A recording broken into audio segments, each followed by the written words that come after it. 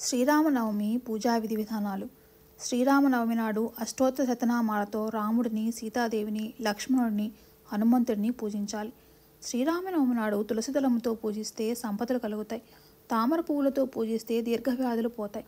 రామునికి గంధం పూసి పారిజాతములతో కానీ మల్లెలతో కానీ పూజిస్తే ముక్తి కలుగుతుంది. స్త్రీ సూక్తం, పురుష సూక్తం చదవాలి లేక కనీసం వినాలి. శ్రీరామనవమి నాడు అన్నదానం చేసిన వారికి కలిగే గొప్ప యోగం. శ్రీరామనవమి నాడు ఒక బోయవాడు పానకం దానం చేయడంతో సాక్షాత్తు ఆ శ్రీరామచంద్రుడి చేతి నుంచి అందుకున్న పానకాన్ని తాగే మహద్భాగ్యాన్ని నోచుకున్న బోయవాడి కథ. శ్రీరామనవమి నాడు ఆకాశవాణిచ్చే సందేశం. శ్రీరామనవమి నాడు స్వయంపాకం పురోహితులకి, అర్చకులకు ఇవ్వడం వలన కలిగే ఫలితం. శ్రీ మహావిష్ణువు యొక్క దశావతారాలు శ్రీరామవతారం 7వది. శ్రీరాముడు దశరథునకు కౌసల్య గర్భమున చైత్రశుద్ధ నవమి నాడు జన్మించాడు. ఈరోజు చేయవలసిన, ఆచరించవలసిన విధి విధానాలు. సీతారామ లక్ష్మణ హనుమంతులు ఉన్న చిత్రపటానికి షోడశోపచారాల పూజ చేయాలని శాస్త్రం. శ్రీరామచంద్ర ప్రభువుని యథాశక్తి స్త్రీ సూక్తం, పురుష సూక్తంతో అర్చన చేయడం చాలా మంచిది. విగ్రహాలుంటే భక్తిపూర్వకంగా, లేకపోతే మట్టి విగ్రహాలు ఉన్నా చేసుకోవచ్చు. పంచామృతాలతో జలంతో అభిషేకం చేయాలి. ఇవి ఏమీ కుదరకపోతే శ్రీరామునికి అష్టోత్తర శతనామావళితో పూజ చేసుకున్నా అదే ఫలితం లభిస్తుంది. శ్రీరామ రక్షా స్తోత్రం లేదా సంక్షిప్త రామాయణం పారాయణం చేయడం చాలా మంచిది. ఇది చేయడం వలన సంపూర్ణ రామాయణం పారాయణం చేసిన ఫలితం వస్తుంది. ఈ అపూర్వమైన పుణ్యతిథి రోజున ఆలయ దర్శనం, గురువులకి నమస్కారాలు, గుడిలో ప్రదక్షిణలు, దానం కానీ, పూజ కానీ, ప్రదక్షిణలు కానీ కొంచెం చేస్తే కొండంత ఫలితాన్ని ఇస్తాయి. ఈరోజు 1000 సార్లు కానీ 3000 సార్లు కానీ గారుడి విద్యమంత్రం జపం చేయడం చాలా శుభప్రదం. ఉదయం 10 గంటల నుండి 12 గంటల మధ్య మంత్ర జపం చేయడం చాలా ఉత్తమం. ఈరోజు అవకాశం ఉన్నవాళ్ళు బెల్లం, మిరియాలతో చేసిన పానకమును స్వామివారికి నివేదించి ఆ తర్వాత స్వీకరించాలి. ఈరోజు శ్రీరాముని తులసి దళాలతో అర్పించడం చాలా మంచిది. దీనివలన పూర్తి ఆయుర్దాయం వస్తుంది. ఇవి ఏమి చేయలేకపోయినా రామనామం జపం చేసిన సమస్త పాపములు తొలగుతాయని శాస్త్రం చెబుతోంది. అంతేకాకుండా శ్రీరామనవమి రోజు సుందరాకాండ మహిమ విన్నా, చదివినా అంత గొప్ప ఫలితం కలుగుతుంది. ఎక్కడెక్కడ రామకథ చెప్పబడుతుందో అక్కడక్కడ స్వామి హనుమ అందరికన్నా ముందు వచ్చి కూర్చుంటారట. ఎక్కడెక్కడ రామకథ చెప్పడం పూర్తవుతుందో అక్కడ అందరికన్నా చిట్ట చివర బాధపడుతూ వెనక్కి తిరిగి చూస్తూ వెళ్తారట. అందుకే ప్రత్యేకించి సుందరాకాండ ఎక్కడ చెప్పబడుతుందో అక్కడ హనుమ వస్తారు అని అంటారు.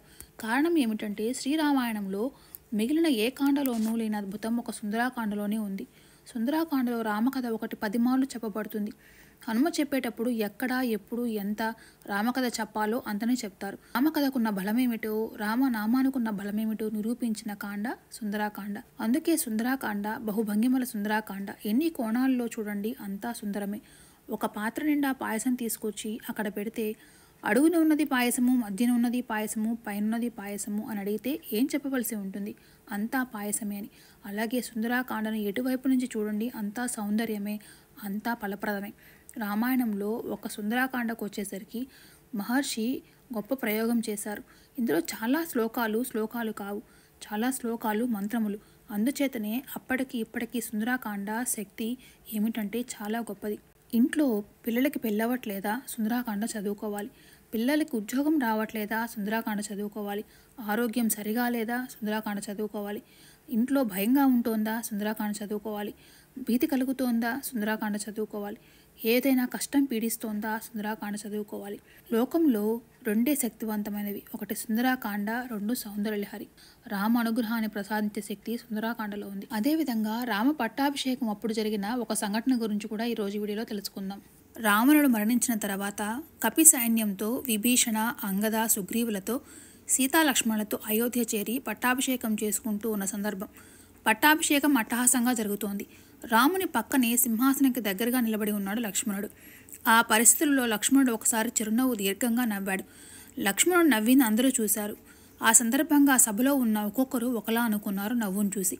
ఆనాడు రాముని అడవుపాలు చేసి భర్తను చంపుకొని భరతుని చేతి ఇట్లు తిని నేడు ఆహ్వానం పలుకుతోందని నా గురించి నవ్వాడా అనుకుంది కైక. సుగ్రీవుడు అన్నను చంపించి రాజ్యాన్ని సంపాదించాడా అని నన్ను చూసి నవ్వాడేమో అనుకున్నాడట. తండ్రిని చంపించిన పినతండ్రి పంచ చేరినందుకు ఆక్షేపిస్తున్నాడా అనుకున్నాడట అంగదుడు. ఇంటిగొట్టు చెప్పి అన్నను చంపుకొని రాజ్యం సంపాదించుకున్నాను ఎగతాళిగా నన్ను చూసి నవ్వాడా అనుకున్నాడట విభీషణుడు. రాముడి బాణాలను తండ్రి వాయుదేవుని అనుగ్రహంతో వక్ర మార్గాన్ని నడిపించాలని పరిహాసం చేస్తున్నాడా అని హనుమ అనుకున్నాడట. బంగారు లేడిని తమ్మని కోరినందుకు నవ్వుకుంటున్నాడేమో అనుకుందట సీతాదేవి. బంగారు లేడి ఉండదని తెలిసి భార్య కోరిక తీర్చడానికి బయలుదేరి వెళ్ళి చిక్కుల్లో పడినందుకు నవ్వుతున్నాడా అని శ్రీరాముడు అనుకున్నాడట. అందరి మనసుల్లోనూ అనుమానాలు గ్రహించిన రాముడు తమ్ముడితో నవ్వు నానా అర్థాలు తీస్తుందని లక్ష్మణుడిని ఎందుకు నవ్వావు సోదరా అని అడిగాడు. దానికి లక్ష్మణుడు, అన్న సీతారాముల సేవలో ఏమరపాటు లేకుండా ఉండేందుకు నిద్రాదేవిని ఒక వరం అడిగాను. నన్ను వనవాస సమయంలో 14 సంవత్సరాలు ఆవహించవద్దని. దానికి నిద్రాదేవి అనుగ్రహిస్తూ 14 ఏళ్ళైన తర్వాత నన్ను ఆవహిస్తానని వెళ్ళిపోయింది అని చెప్పాడట లక్ష్మణుడు.